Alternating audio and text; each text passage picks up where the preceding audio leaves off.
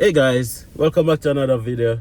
It's been a while since I've done a video where I've given you guys updates about immigration changes or about immigration policies that can allow persons to get permanent residency in Canada.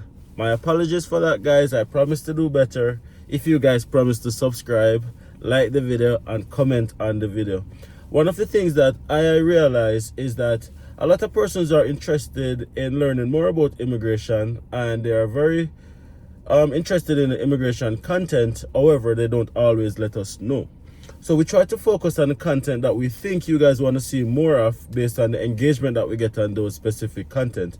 So if you guys want to see more immigration based content, all you guys need to do is to let us know down in the comment section and like the videos and engage with the videos. Otherwise, we're gonna do videos that we think you guys want to see more of based on the engagement that we get on those videos. Anyways, with that being said, guys, let's not delay it anymore. We're here to talk about a PR pathway that has been launched a couple months now in Ontario, Manitoba, New Brunswick, and Saskatchewan. It's called the Rural Communities Immigration Program. Even though it's been around for a few months now, like I think 2 months now, I'm just becoming aware of it. I want to talk to you guys about it a little bit more. So from my understanding, this Rural Community Immigration Pilot Program, or RCIP, not to be confused with RCMP, which is the Royal Canadian Mounted Police. Not talking about that.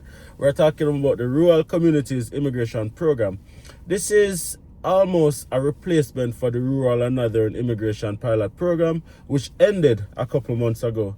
Also came to my attention that the Atlantic Immigration Program also paused for the year because it has reached its quota for 2025. We're only in May. What is everybody gonna do? Not to worry, guys. The RCIP is a program that allows persons to get permanent residency in designated communities in Ontario, Manitoba, Saskatchewan, and New Brunswick. Now, similar to most other PR pathways that I've discussed, which is the Rural Renewal Stream and also the Rural and Northern Immigration Program, this is pretty similar, where you have to get a job offer. It's employer-led.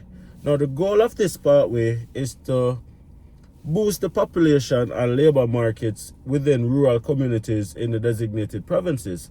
So it's an employer-led stream, which means that the designated communities, and of course I will leave a link underneath this video, don't worry about it, just click on the link and it takes you to the site. You click the drop down and you see all the list of designated communities. Now, these designated communities, participating communities, they have designated employers within the designated communities. The only thing you need is you need to do your English test. You need a benchmark language test, which is typical. You need a job offer from the employer. The employer is then going to apply to the designated community for somewhat of an endorsement letter.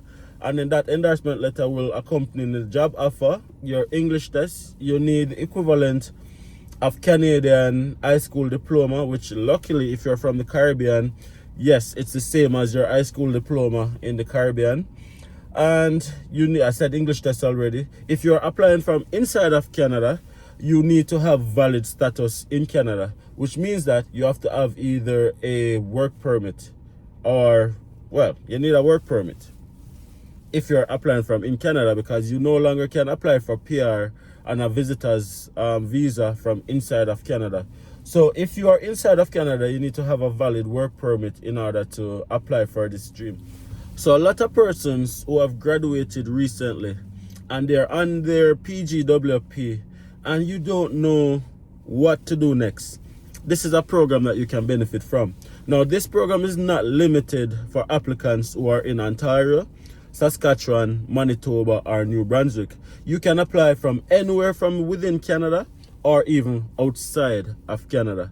The thing is, if you're in Canada, I think you're going to have an advantage. If you're in Ontario, Saskatchewan, Manitoba, or New Brunswick, naturally, you will have an advantage because the transition is not going to be as great as moving from an Alberta to an Ontario or from a Jamaica to a Saskatchewan. So if you're already boots on the ground, it's easier for you to get the opportunity of finding a designated employer, because not only can you apply online and make the phone call, but you can actually drive to these communities, engage these employers in person, and then that's a pathway that is very, very intriguing and possible for persons who are trying to get permanent residency in 2025. Okay, now again, if you guys want to see more of these kind of videos where I update you guys briefly about the things that's going on in the immigration space, the best way to let me know is to comment on the videos, interact with the videos, like the videos, share the videos, do all those fun stuff, because really and truly that's what we use to determine what content to do and what content not to do. The ones that get the most engagement are the ones that we're going to be focusing on. So if you like the video, let us know by liking the video. Now, I've talked about the RCIP. I want to use the ending part of this video to talk about what's going to be changing in immigration now that there is a new Prime Minister in Canada. If you guys are new to the Canadian news space, Canada recently had an election, April 28th, and the Liberal Party was voted in mandate to form the next government. Now, for context, the Liberal Party has formed the previous 3 governments. So it's really a continuation of the existing Liberal Party governance. Now, one of the biggest challenge that one of the biggest factors that most persons has blamed for the many challenges that Canada has been facing, the housing crisis, the unemployment rate, so forth, so on, has been blamed on immigration.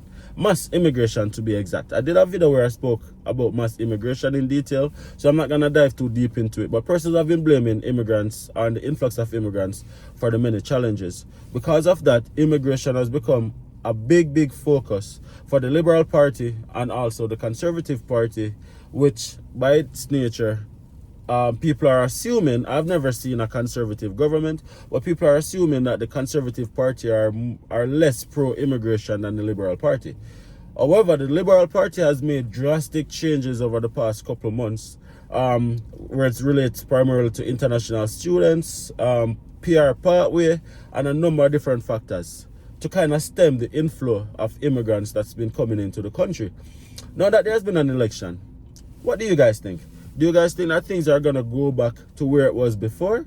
Or do you guys think that they're going to be more tighter grip on the whole immigration space? Now, I can share my opinion.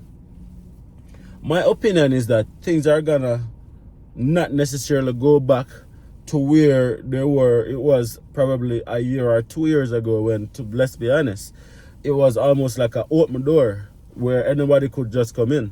And even myself, being an immigrant, raised a couple of eyebrows and be like, yeah, things kind of loose, right? I don't think things are going to get back to that level. But what I do think, I think things are going to be a little bit more flexible than it is right now. Because right now it's closed. Right now it's tight. Right now the grip is tight. And unless you are coming in for a specific industry, it's almost like the pathway to Canada is very tight right now. I think it's got to be a little bit more flexible over the next couple of months and going into the next couple of years. But I don't think it's ever going to go back to where it was before, of just being an open door and pretty much, loose, as I said before. But let me know what you guys think in the comment section. And of course, the RCIP is a program that you guys can check out if you're trying to get permanent residency in Canada. You can apply even if you're outside of Canada.